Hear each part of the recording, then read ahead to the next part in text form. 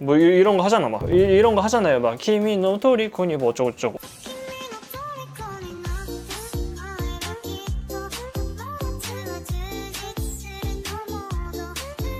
요즘 릴스, 틱톡, 쇼츠 많이들 찍잖아요. 스마트폰이 단순히 접힌다 라는 그런 특이점에서 멈추지 않고 이렇게 사람들이 많이 사용하는 어플들과도 협업을 해서 소프트웨어적으로 실사용에서 도움이 될 수 있는 그런 방법을 찾은 거, 그 모습이 개인적으로 마음에 들었습니다. 이게 만약에 접히지 않는 형태였다면 별도의 삼각대가 필요하고 이렇게 촬영을 할 수밖에 없는데 G 플립 3 같은 경우에는 플렉스 모드가 지원이 되니까 이거를 그냥 이렇게 두고서는 어쩌고저쩌고 이런 거 하면 되는 거잖아요. 민망하네요. 안녕하세요, 신학스입니다. 제가 폴드 1을 제외하면 그동안 삼성에서 나온 모든 폴더블 스마트폰들을 사용해 왔는데요. 오늘은 그 중에서도 삼성의 폴더블 폰 4세대 갤럭시 Z 플립 4 실사용 후기입니다. 삼성 디지털 프라자에서 투고해온 제품이고 주말 동안 플립만 짚고 살긴 했지만 길게 실사용했을 때는 또 다른 느낌으로 다가올 수 있기 때문에 오늘 영상은 삼성 폴더블의 진심인 제가 플립 4를 3일 동안 만져봤을 때 어떠한 느낌이 들었고 어떠한 장점과 단점들이 느껴졌는지에 대해서만 집중을 해주시면 좋을 것 같아요. 장점과 단점 순서대로 말씀을 드려보도록 하겠습니다. 카메라는 화소수 같은 스펙도 중요하지만 그 카메라를 돌리는 AP의 성능이나 최적화, 안정성도 중요하다고 생각을 하거든요. 플립 4의 후면 카메라는 초광각, 광각 둘 다 1200만 화소로 화소만 생각을 하자면 전작과 동일합니다. 하지만 내부에 들어가는 이미지 센서 자체의 크기도 커졌고 전작은 삼성 파운드리 태생의 불안정한 스냅드래곤 888이 탑재되어 있던 것과는 달리 이번에는 TSMC가 만든 스냅드래곤 8 플러스 젠 1으로 AP도 바뀌었기 때문에 카메라 실사용에 있어서는 많이 개선되었다는 느낌을 받았습니다. 사실 삼성 파운드리에서 만든 AP들이 정말 아무리 삼성 제품들을 주로 사용하고 삼성을 응원하는 입장에서도 도저히 쉴드치기 어려울 정도로 수율이나 성능 안정성에 있어서 실망스러운 모습을 보여줘 왔고 그 결과물이 GOS라는 폭탄으로 소비자들에게 다가왔죠. 그렇게 병크를 터뜨리는 와중에 애플의 바이오닉 AP와는 점점 격차가 벌어져만 가고 그렇기 때문에 아직도 동세대 아이폰과는 비교 자체가 불가능하다고 할 수 있겠지만 적어도 안드로이드 제품군 한정으로는 그나마 만족스러운 촬영을 할 수 있지 않을까 생각이 들어요. 전작이었던 Z 플립 3에서 제가 경험했던 카메라로는 4K 60프레임으로 촬영을 하면 엄청나게 뜨거워지고 발열 때문에 촬영이 중단되거나 촬영하던 것이 저장이 안 되고 그냥 꺼져버리는 일이 굉장히 많았었거든요. 이번 플립 4에서는 아직까지는 그러한 현상을 겪지 못했습니다. 실제로 Z 플립 4로 20분 정도 4K 60프레임 촬영을 해본 뒤에도 배터리가 녹아버리는 현상이나 발열이 지난 Z 플립 3 대비는 확실히 좋아졌다라는 느낌이 들었거든요. 저조도 상황에서 AP 성능이 4K 동영상 돌릴 여력이 없어서 렌즈가 마구 떨리거나 하는 현상도 아직까지는 발생하지 않았습니다.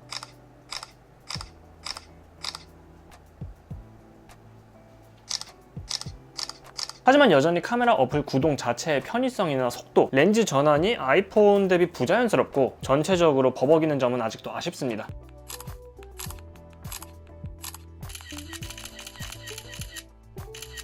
초광각, 광각, 망원, 렌즈별 전환할 때도 아이폰은 그냥 태생적으로 줌 렌즈에 줌 돌리는 것 마냥 부드럽게 전환이 된다면 전환된다, 전환됐다 이런 느낌이 들어요.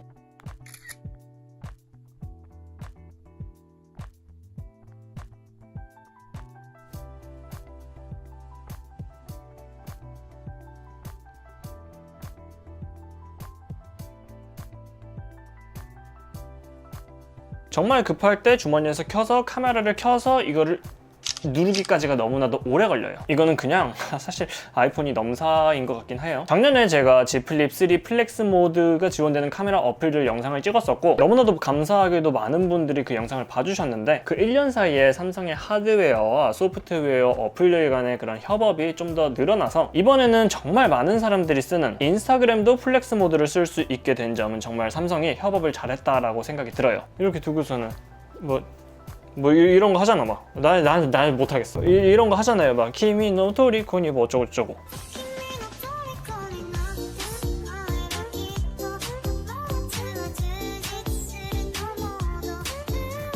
요즘 릴스, 틱톡, 쇼츠 많이들 찍잖아요. 스마트폰이 단순히 접힌다 라는 그런 특이점에서 멈추지 않고 이렇게 사람들이 많이 사용하는 어플들과도 협업을 해서 소프트웨어적으로 실사용에서 도움이 될 수 있는 그런 방법을 찾은 거, 그 모습이 개인적으로 마음에 들었습니다. 이게 만약에 접히지 않는 형태였다면 별도의 삼각대가 필요하고 이렇게 촬영을 할 수밖에 없는데 Z 플립 3 같은 경우에는 플렉스 모드가 지원이 되니까 이거를 그냥 이렇게 두고서는 어쩌고저쩌고 이런 거 하면 되는 거잖아요. 민망하네요.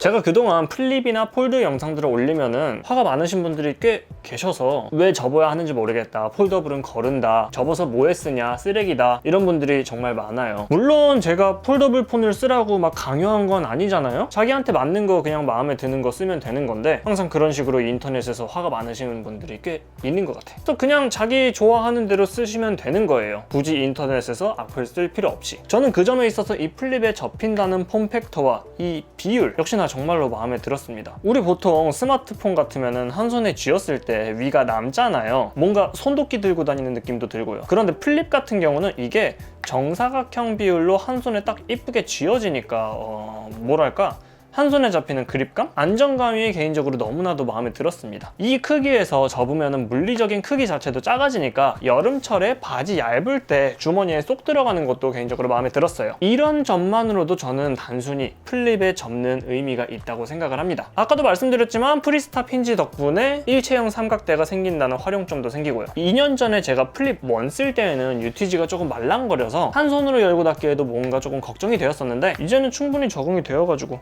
별 생각 없이 한 손으로 열고 닫는 거 편한 것 같아요. 전통적으로 접었을 때 이질적이지 않은 비율을 유지해야 되기 때문에 플립 시리즈는 펼쳤을 때 굉장히 긴 비율을 갖고 있습니다. 플립 4 같은 경우에는 6.7인치의 22:9 비율을 갖고 있는데요. 저는 그동안 폴더블 스마트폰만을 사용해 왔기 때문에 이제는 적응이 되어서 별 생각이 안 들긴 했는데, 폴더블 폰을 처음 만져보시거나 이거를 화면 캡처해서 카톡 같은 걸 보냈을 때 상대방이 화면 비율 왜 이렇게 기냐 이렇게 놀랄 때마다 확실히 22:9 비율이 길긴 하구나 라고 느끼고는 있긴 해요. 대신에 이렇게 화면 비율이 기니까 일반적인 웹서핑을 할 때 한 화면에 담기는 정보의 양도 더 많이 담겨서 저는 좋아하는 편입니다. 텍스트 자체가 많이 담겨요. 가로로 동영상을 볼 때 양옆에 렛터박스가 생긴다는 단점은 있지만 생각보다 요즘 많은 크리에이터 분들이 16:9 비율보다는 긴 비율로 영상을 제작하고 계시거든요. 이썸님 영상이나 방구석 리뷰룸님 영상들 보면 확 느끼실 거예요. 렛터박스가 적습니다. 그리고 그분들에게 절대로 비빌 수는 없겠지만 저도 나름대로 2:1 비율로 영상을 업로드하고 있고요. 그래서 그런지 저는 영상 볼 때에도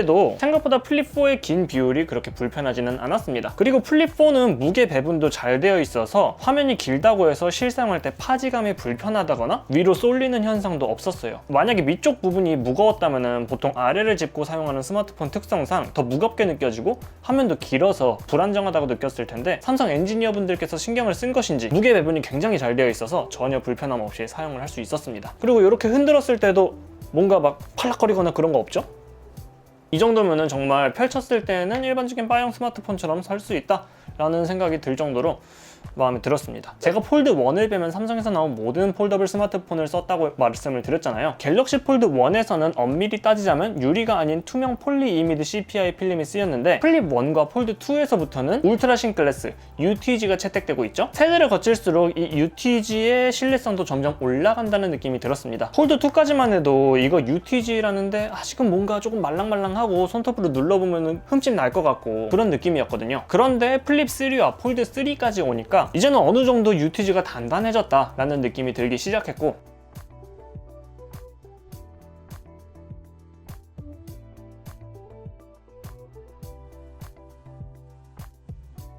이번 플립 4도 3랑 비교를 해보면 훨씬 더 단단해졌다는 느낌이 들 수밖에 없습니다. 물론 고릴라 글래스 같은 강화 유리랑 비교를 해보면 여전히 UTG의 경도는 약하기 그지없지만, 굳이 기기를 손상시키려는 목적이 아니라면은 일상에서 UTG의 경도가 말랑거려서 손상되는 일은 없을 것 같다라는 생각이 들어요. 실제로 3세대에서 일어났던 디스플레이 문제들도 UTG 자체의 기술력이 부족해서라기보다는 그 UTG를 보호하기 위해서 위에 덧댄 필름들이 문제를 일으킨 경우가 많았거든요. 저도 영상 많이 찍었죠. 그런데 이제 4세대까지 왔잖아요. 이제는 거의 접히는 스마트폰들에 대한 의구심을 조금은 줄여도 되지 않을까 생각이 들기 시작했습니다. 힌지 부분의 주름도 그 우글거리는 골 깊이 자체가 줄어들었다는 느낌이 들고, 이거는 실제로 사용하는 사람 입장에서는 정말 아무것도 신경 쓰이지가 않아요. 굳이 옆에서 욕하려는 사람들만 욕할 뿐이지. 힌지 또한 정말 놀랄 정도로 또다시 발전했다고 느껴졌어요. 이 힌지야말로 기계공학의 결정체잖아요. 무수히 맞물리는 하나하나의 부품들이 정확하게 기능하면서 펼쳐지고 접히는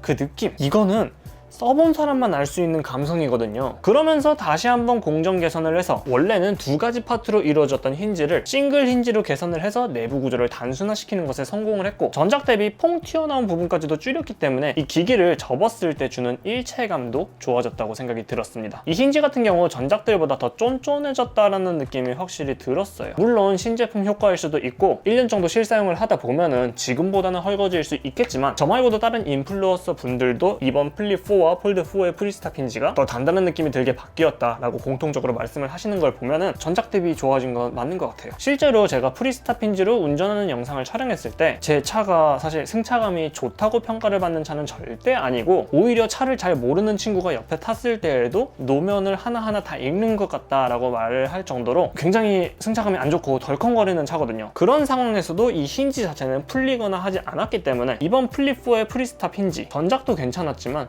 이번 4세대에 들어서는 훨씬 더 견고해지고 괜찮아졌다라는 느낌이 들어요. 흔히들 우리가 생태계 얘기를 할 때 애플 생태계 얘기를 많이 하잖아요. 실제로 갤럭시 생태계가 점점 구축되어가는 모습을 보면 저거 애플 벤치마킹한 거 아닌가? 라는 생각이 들 때가 많기도 하고요. 저는 무언가 생태계를 얘기할 때 뭔가 남들은 모르고 쓰지 못하는 나만 아는 멋진 기능들도 의미는 있지만, 저는 사용자가 불편함을 느끼지 못할 정도로 스무스하게 사용 가능하게 만들어주는 게 생태계의 의의라고 생각을 하거든요. 저 같은 경우는 갤럭시 워치, 갤럭시 버즈, 그리고 갤럭시 스마트폰까지 갤럭시들을 일상생활에서 사용을 하면서 기기간 무선 충전, 퀵쉐어, 삼성 노트 공유 같이 갤럭시로도 제 일상생활에서 크게 의식하지 않고도 편하게 사용할 수 있는 부분들이 꽤 많아졌다고 느끼기 때문에 호불호의 영역일 뿐 갤럭시도 편하게 사용을 할 수 있고 애플도 편하게 사용을 할 수 있다고 생각을 해요. 또 누가 뭘 따라했니 밑도 끝도 없이 그렇게 따지려면은 애플도 노키아 따라했고 모토로라 따라했고, 그러니까 그냥 이제 인터넷에서 그만 싸우고 소비자로서 자기한테 맞는 기기 찾는 것에만 신경을 쓰는 편이 좋지 않을까요? 삼성을 그렇게 까고 아니면 쉴드를 치고 애플을 그렇게 까고 빨고, 이거 본인 인생에 유의미하게 긍정적인 요소를 작용하지 않을 것 같거든요. 보통 최신 스마트폰이 출시되면 전 세대보다 경량화를 시키는 것이 일반적이죠. 하지만 Z 플립 4는 전작 대비 4g 무거워졌습니다.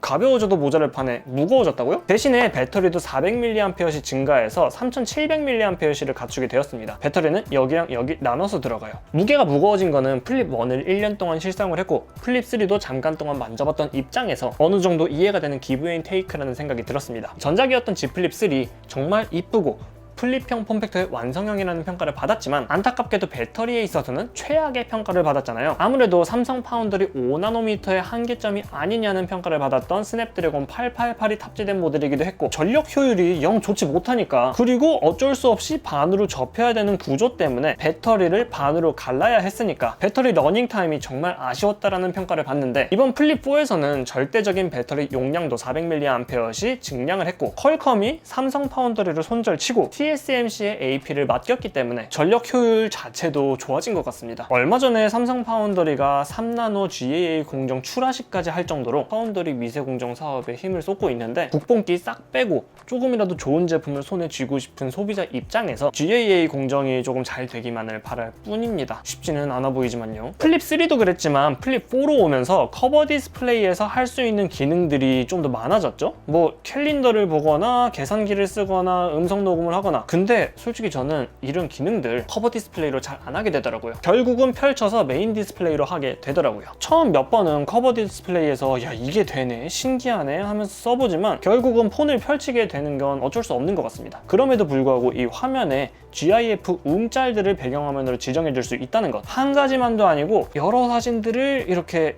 지정해둘 수 있다는 점에서 이런 감성 때문에 여기서 뭐 별거 하지도 않고 저는 잘 활용도 못하지만 저는 플립의 커버 디스플레이 정말 좋아해요. 최고다! 자, 그리고 이제는 단점입니다. 전자제품이란 게 단점 없이 완벽한 제품이라는 존재할 수 없다고 생각을 하는 편이기 때문에 항상 개선점이 발견되면 다음 세대에서 고쳐서 나오면 된다고 생각을 하는 주의이기 때문에 그냥 삼성 폴더블을 좋아하는 사람 입장에서 느꼈던 아쉬웠던 점이라고 봐주시면 좋을 것 같아요. 카메라 어플 구동 속도도 그렇고 카메라 촬영 자체도 그렇고 동세대는 물론이고 전세대 아이폰과 비교해도 많이 답답해요. 그리고 이 답답함은 네이티브 카메라 어플뿐만이 아니라 셀카 어플이나 인스타그램, 틱톡과 같이 카메라를 사용하는 서드파티 어플에서 더더욱 심하게 느껴집니다. 안드로이드와 iOS의 태생적인 차이일 수도 있겠지만 인스타그램 피드에서 옆으로 넘기면은 카메라가 켜지잖아요. 이 카메라를 구동하는 속도 자체도 아이폰에 비하면 버벅임이 느껴져서 어플이 렉을 먹거나 심하면 꺼져버리는 경험을 폴드 3 쓰면서 너무나도 많이 겪어봤거든요. 이번 플립 4도 전 세대 대비 좋아지긴 했지만 완전히 불편함 없이 사용하기에는 성능적으로 많이 부족하다고 느껴졌습니다. 물론 성능이 부족하다는 건 아이폰 대비예요. 같은 안드로이드 제품군들과 비교하면 스냅드래곤 8 플러스 젠 1 성능 최상급이죠. 최상급 플래그십 AP 성능이면 부정할 수가 없습니다. 다만 아이폰이 너무 셀 뿐이에요. 플립은 배터리가 나뉘어져 있는 구조적 특징 때문이기도 하고 삼성이 한번 배터리 폭발로 큰 병크를 터뜨리기도 했기 때문에 배터리 고속 충전에 있어서는 굉장히 보수적인 스탠스를 취하고 있죠. 플립 4 또한 플래그십 라인업이라고 하기에는 약간 아쉬운 고속 충전 스펙을 갖추고 있습니다. 저 같은 경우는 출퇴근하면서 회사에서는 사무실에서 거의 움직이지 않으니까 충전기 끼워두면 되긴 하는데 아무래도 바깥 활동이 많으신 분들에게 있어서는 절대적인 배터리 용량 자체가 최근 나오는 스마트폰들 대비 적으니까 고속 충전 속도도 플래그십 스마트폰이라고 하기에는 많이 부족하고 그래서 아쉬울 수 있는 부분이라고 생각을 합니다. 최근 플래그십 스마트폰 라인업들의 카메라 구성은 초광각, 광각, 망원 이렇게 트리플 카메라 구성이 거의 국룰인 것 같아요. 일부 기술 과시용 중국제 브랜드나 갤럭시 S22 울트라 같은 것들은 극단적 배율의 망원 렌즈를 추가하고 있기도 하고요. 아이폰도 프로 모델의 경우 트리플 카메라 구성을 갖추고 있고 라이다 센서까지 추가하고 있죠. 그런데 100만원 넘어가는 플래그십 라인업이라고 할 수 있는 플립의 초광각, 광각, 듀얼 카메라 구성, 카메라로 스냅 사진 촬영을 하고 스마트폰 카메라로도 여러 사진들을 많이 찍고 있는 제 입장에서는 아쉬울 수밖에 없는 부분입니다. 망원 렌즈가 없다는 것은 단순히 멀리 있는 것을 땡겨서 찍는다는 것 외에도 망원 렌즈만이 표현할 수 있는 공감감, 심도 표현에 있어서 분리할 수밖에 없다는 것인데요. 플립의 인물 모드가 망원 렌즈를 채택한 타 기기들 대비 표현이 어색하고 결국은 별로 안 쓰게 되는 이유가 바로 이것입니다. 물론 이 디자인에 트리플 카메라를 우겨 넣으면 렌즈 구경도 작아지고 이미지 센서도 작아지고 그러면 카메라 성능도 안 좋아지고 이럴 것이 더 많아 보여서 어쩔 수 없나? 라고 생각은 들지만 그럼에도 카메라를 좋아하는 소비자로서 플립4의 카메라 구성은 아쉬운 부분일 수밖에 없는 것 같아요. 자, 오늘은 이렇게 해서 갤럭시 Z 플립 4 제가 나름대로 느꼈던 장점과 단점에 대해서 말씀을 드려봤습니다. 어떤 것 같아요? 사실 플립 3의 디자인이 정말로 이뻤고 그래서 삼성 예상외로 굉장히 큰 성공을 거뒀었기 때문에 이번 플립 4에서 디자인적으로 큰 변화를 주기에는 어렵지 않았나 생각이 들어요. 그래서 플립 3 사용자 입장에서는 굳이 한 세대만의 플립 4로 넘어올 이유는 없을 것 같고 기존 플립 1 유저들이나 폴더블 스마트폰을 써본 적이 없었던 분들이라면 플립 3에서 아쉬웠던 점들 여러 부분 개선해서 출시된 제품인 만큼 넘어오셔도 좋지 않을까라는 생각이 듭니다. 영상이 도움이 되셨다면 좋아요, 구독, 알람 설정 부탁드립니다. 여러분들의 좋아요, 구독이 다음 콘텐츠 제작에 큰 힘이 됩니다. 영상 하단에 슈퍼 땡스 버튼을 통해서 시나스 콘텐츠 제작 후원에 도움을 줄 수도 있습니다. 시나스 감사합니다. 지금까지 시나스와 갤럭시 Z 플립 4였습니다. 감사합니다.